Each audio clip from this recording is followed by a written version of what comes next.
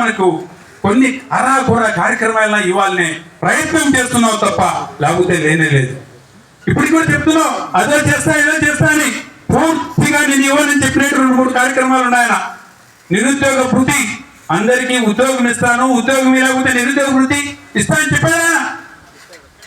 ఉద్యోగాలు మాత్రం సంవత్సరానికి 5 లక్షల చొప్పున 4 లక్షల చొప్పున 5 ఏళ్లలో 20 లక్షల ఉద్యోగాలు ఇస్తానని చెప్పి నిరుద్యోగ యువతకు ఆశపెట్టి, ఒకవేళ ఈ లేకపోతే ప్రతి ఒక్క నిరుద్యోగ వ్యక్తికి నెలకు 3,000 రూపాయలు మీకు నిరుద్యోగ భృతి ఇస్తానని చెప్పిన వ్యక్తి మొట్టమొదటి సంవత్సరంలోనే వాలంటీర్లందరినీ పెరిగేసి వాళ్ళని పాపిస్తే మోసం వాళ్ళని పాపం.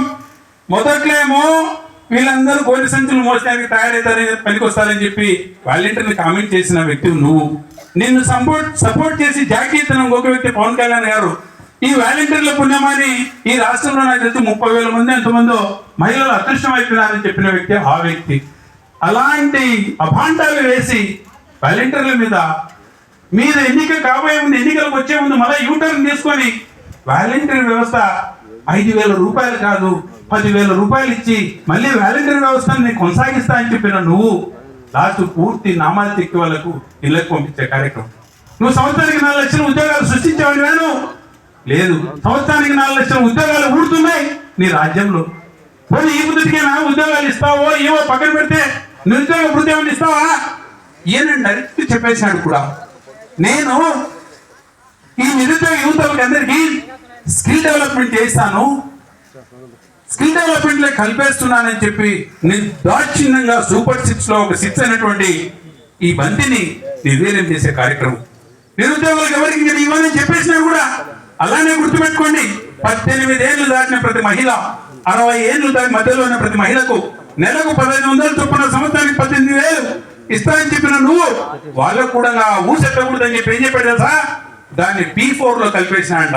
ఏ ఒక్కరికి తెలుసు P4 అంటే నేను ఇవ్వను, దాని టాపిక్ ఎత్తకూడదు. మీరు మీ మంత్రులు కానీ మీ నాయకులు కానీ ఎమ్మెల్యేలు కానీ పల్లెలకు పోయినప్పుడు ఆడపిల్లలు చూసినప్పుడు ఇంతకుముందు చెప్పినట్టు నీకు 1,500 నీకు 1,500 లేదా సంవత్సరానికి 18,000 అని మీరు కూసి ఓటేయించుకునే ఆ మాట మర్చిపోయి రోజు మీకు ఎవరికి ఇవ్వలేము, P4 లో కలిపేసి మీకు అందరికి ఇచ్చేసినట్టే ఊహించుకోకుండా చెప్పే కార్యక్రమం.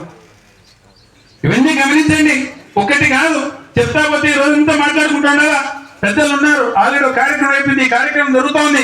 ఇంకొక మండలానికి కూడా పోవాల్సిన అవసరం ఉంది కాబట్టి మధ్యాహ్నం భోజనం టైం అయింది కాబట్టి చెప్తా ఉన్నా. సోదరులారా గుర్తుపెట్టుకోండి, బాబు చేసిన ప్రతి మోసాన్ని గుర్తుపెట్టుకోండి. ప్రజలకి ఎప్పటికప్పుడు గుర్తు చేస్తూ రండి. ఇది బాబు చేస్తున్న మోసం.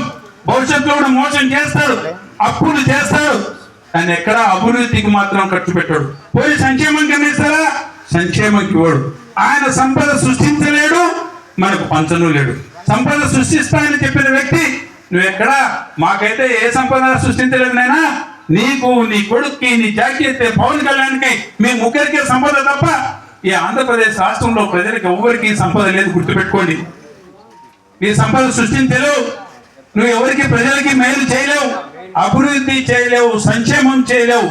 నువ్వు చేయలేని బాధని నువ్వు చేయలేకపోతున్నావని వైఎస్ఆర్ కాంగ్రెస్ పార్టీ నాయకులు ఆ జగన్మోహన్ రెడ్డి గారి ఆధ్వర్యంలో ఎవరైనా ఉద్యమిస్తే క్వశ్చన్ చేస్తే వాళ్ళ మీద మాత్రం నీ కొడుకు ద్వారా తయారు చేసిన రెడ్ బుక్ రాజ్యాంగం నువ్వు పేరు పెట్టుకొని మా అందరి మీద కేసులు పెట్టించే కార్యక్రమం మాత్రమే నువ్వు చేయగలుగుతావు. నీ రెడ్ బుక్ రాజ్యాంగాన్ని ఎవరు నమ్ముకొని లేమేనా?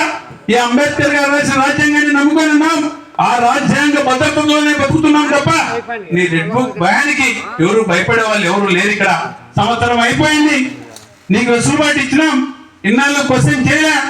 రాష్ట్ర వ్యాప్తంగా కానీ ప్రతి అన్యాయాన్ని మేము లెక్కేసి రోజుకు అడుగుతా వస్తాం.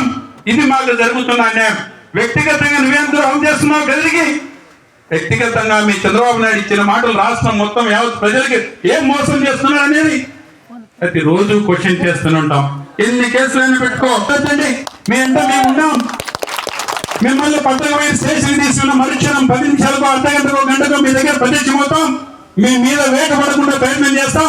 ఆ తర్వాత ఆ జగన్మోహన్ రెడ్డి గారు పెట్టిన అపాయింట్ చేసిన లీగల్ సెల్ ద్వారా మీకు అందరికీ బెయిల్ తీసుకొచ్చే కార్యక్రమం.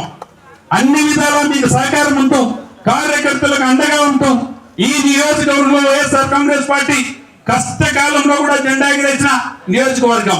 2014లో ఈ జిల్లాలో 12 తెలుగుదేశం గెలిస్తే 2 వైఎస్ఆర్ కాంగ్రెస్ పార్టీ గెలిచింది. ఆ 2లో కూడా కదిరి ఒకటి గుర్తు ఉంది అనేది మీరు ఒక మాట గుర్తుపెట్టుకోండి. తక్కువలోనే ఎక్కువలోనే 2014లో కష్టకాలంలో గెలిచాం మనం. ఆ తర్వాత 2019లో 28,000 ఓట్ల పైచిలకు మెజార్టీతో కూడా ఆ రోజు కదిలో గెలుచుకున్నాం. చిన్న తప్పిదం, ఎక్కడ పొరపాటు జరిగిందో తెలుసు నాకు, ఎవరి మీద నింద వేయాల్సిన అవసరం లేదు. 2024 వచ్చేసరికి చాలా నేరో మెజార్టీతో పొరపాటున మేము ఎవరం ఊహించలే, చాలా నేరో మెజార్టీతో మాత్రం ఓడిపోయింది వాస్తవం. అందుకని దాస్కారం చేయటండి.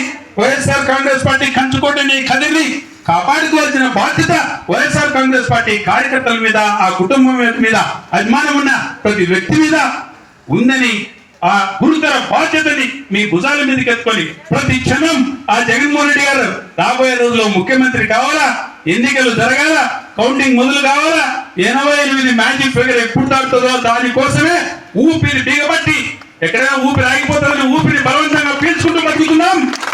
ఆ 88 మ్యాజిక్ ఫిగర్ దాటేదాని కోసం దేవుని 88 దాటితే 150 దాటితే ఆశ ఉంది.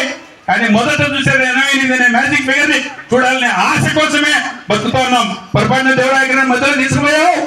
ఆ జగన్మోహన్ రెడ్డి గారు సీఎం అయ్యేదానికి ఆ మ్యాజిక్ ఫిగర్ దాటేందుకు బతికించి మళ్ళీ కాల్చింది తీసుకుపోని ఆ పైన ఆ యమధర్మరాజును కూడా కోరుకుంటూ ఆకాంక్షిస్తూ రాజ్యాధికారాన్ని అలాంటి అభివృద్ధి సంక్షేమం సమపాలలో తీసుకుపోతూ పేదల్ని కిందున్న పేదల్ని పైకి తీసుకురావాలని ఆలోచనతో ముందుకు పోతున్నటువంటి ఆ కుటుంబం రాజశేఖర రెడ్డి గారు, జగన్ రెడ్డి గారి గురించి ప్రత్యేకంగా చెప్తున్నా.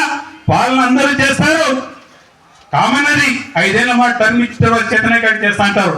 వీళ్ళిద్దరు మాత్రమే సంక్షేమము, అభివృద్ధి ఈ రెండింటికు మానవత్వం అనేది జోడించి పేదలను దృష్టిలో పెట్టుకొని ప్రతి కార్యక్రమాలు తెచ్చి వాళ్ళు తెచ్చిన స్కీములు తప్ప, వాళ్ళు తెచ్చిన కార్యక్రమాలు తప్ప ఇప్పుడు గతంలో ఒకటే రాయమన్నా రామారావు